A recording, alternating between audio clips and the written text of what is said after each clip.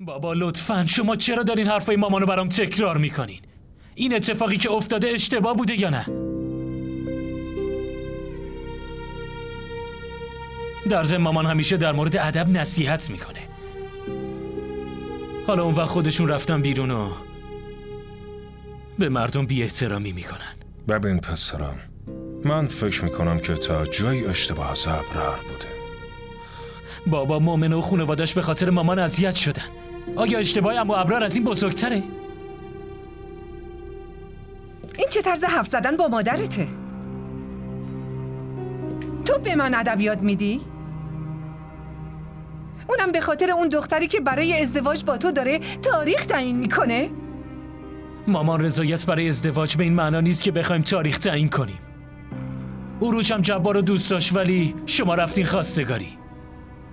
جبار پسر داداشمه، میفهمی؟ ولی مؤمنه اون دختر پدر یکیه. مامان بزرگت اونو از تو خیابون گرفته بود و آوردش خونه. میدونی چرا؟ بتول، تو این ازدواج رو قبول نداری پس قبول نکن، ولی بهت اجازه نمیدم که به ابرار توهین کنی. فهمیدی؟ توهین؟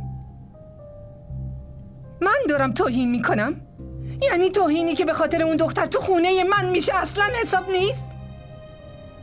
مامان شما خیلی علاقه داشت به فقیرها و یتیما کمک کنه، اما من این کارا رو اصلا دوست ندارم. ولی روحا میخواد با مومنه ازدواج کنه. به فامیلاتون چه جوابی دارین بدین؟ به شرکای کاریتون چی قراره بگین؟ به من جواب بدین. میگین موقعیت پدر عروستون چیه؟ معلوم هست که اون متعلق به چه خانواده‌ایه؟ تو هم که همیشه همین حرفا برات مهم بوده. من که نمیتونم بفهمم دقیقاً هدف اصلی شما دوتا از این ازدواج چیه؟ شما چرا سر هر مسئله‌ای دعوا را میندازین مامان؟ این زندگی منه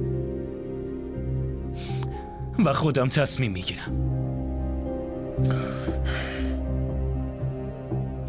آره حتما این زندگی توه، اما مطمئناً منم توش حق دارم. فهمیدی؟ فراموش نکن هیچ تصمیمی رو به تنهایی نمیتونی بگیری.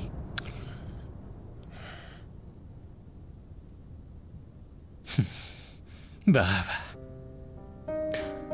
این ازدواج نیست، معامله تجاریه که دوتا شریک دارن تصمیم میگیرن.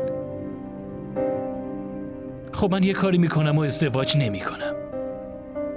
هرگز ازدواج نمیکنم. حالا دیگه هیچ کس مشکلی نداره.